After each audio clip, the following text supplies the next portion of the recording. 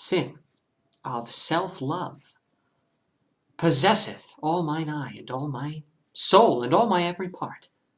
And for this sin there is no remedy. It is so grounded inward in my heart. Methinks no face so gracious is as mine, no shape so true, no truth of such account. And for myself, mine own worth do define, as I all other in all worths surmount. But when my glass shows me, myself indeed, beaded and chopped with tanned antiquity,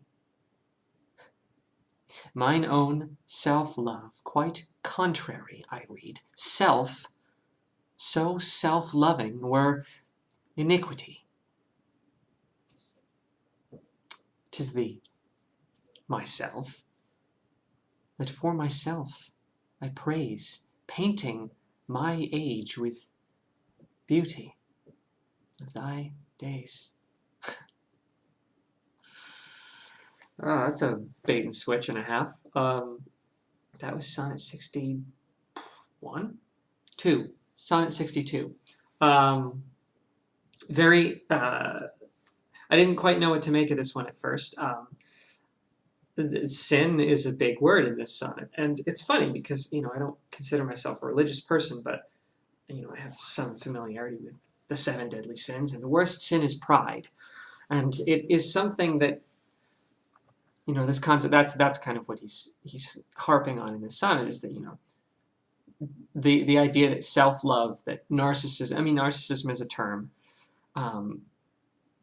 and an idea, like, I think that's something today that we associate as a bad thing, someone who's narcissistic. But then by the same token, when you're in a relationship, you can't, if you don't love yourself, you're going to be a bad partner. And then with the rhyming couplet at the end of this sonnet, he turns it on his head and says, you know, like, yeah, I'm obsessed with myself. You know, I only think about myself, but that's because I think of me and you as one person, because of the power of this love. That's a little waffly with the actual substance to Shakespeare's love of the fair youth. Again, it's not like they have any real relationship, but that idea is not, that's not an uncommon concept to think of, you know, true love, the union of two people. You become one person. You're so, like, and it's interesting because I feel like you can have that and it can be a good thing if you're two whole people that come together and, you know, you kind of structure your lives around being together, and but then by the same token, if it's a leech kind of thing where it's if you can't exist without the other, and you can't, you don't have a sense of identity without this person, like, that's dangerous too. So it's all sorts of interesting things to think about. And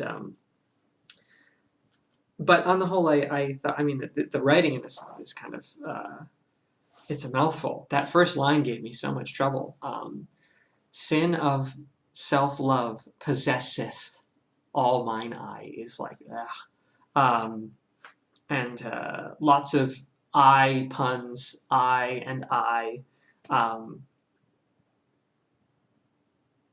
then, you know, it's funny. It's also kind of funny and ironic too, because, you know, he's saying all these things, and it's like, well, you know what? You kind of are going on and on and on about yourself and your feelings and these things that you're thinking, independent. It's not like you have a relationship. Like, we're 62 sonnets in now, and, you know, Shakespeare's kind of just been going on and on and on about all his feelings and his struggles and his, oh, it's so hard to be in love with this fair youth, and it's like, oh, you know. So it's ironic that he writes this and then turns it on its head at the end, when it's kind of like, well, you know, you kind of, I see what you did there, but, you know, you really are kind of obsessed with yourself too. So yeah, really interesting. Yeah,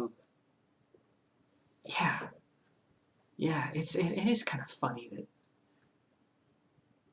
we give, I guess it's one of those things that, you know, narcissism is self-love at the expense of awareness and social maturity of those around you and your place in the world. You know what I mean? It's self-love is something you should have and people should have, but it needs to be tempered with, loving others. So just, be nice and think about people, and that's it. Yeah, so that was Sonnet 62. I'm going to do 63 next week, and I think it's November. I think I'm doing 2 more plays. I can't remember what the next one is. Might be, I want to say it's like Comedy of Errors or something. Oh, Love's Labour's Lost is what I was going to do next. I was going to do Love's Labour's Lost and then Romeo and Juliet in December. I really like both of those plays. Love's Labour's Lost is kind of a raw, less refined and less complex Much Ado About Nothing. I don't know. That's my opinion.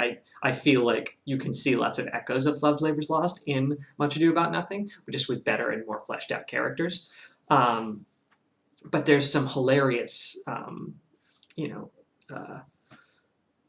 hijinks and the scenes in Much Ado About Nothing where Benedict is realizing that he's in love with Beatrice, and then he's having to come to terms with he's been very vocal and publicly I'm never gonna be I'm never gonna fall in love, I'm never gonna be with a woman, I'm never gonna and then Beatrice herself specifically he's like, oh, she's like the worst, and they never pass up an opportunity to fight, and then having to kind of eat those words when he recognizes, like, you know what, I think I kind of have feelings for this person. There's a lot of that in Love's Labour's Lost as well, so I'm gonna do a little digging and see if there's a handful of speeches I think that might be fun to work on from Love's Labour's Lost, and that'd be the end of November, and then I'll do something from Romeo and Juliet at the end of December, and then that'll be 2 years of doing this stuff, because that'll be like close to 70 sonnets, but then I've done a few. Then there's been plays, there's been the Irish poetry, there's been the Byron stuff. So this has been really great. I'm finding myself getting better at memorizing things. It's happening quicker. It's a skill. So yeah, I'm glad I'm doing this. All right, well, happy Sunday.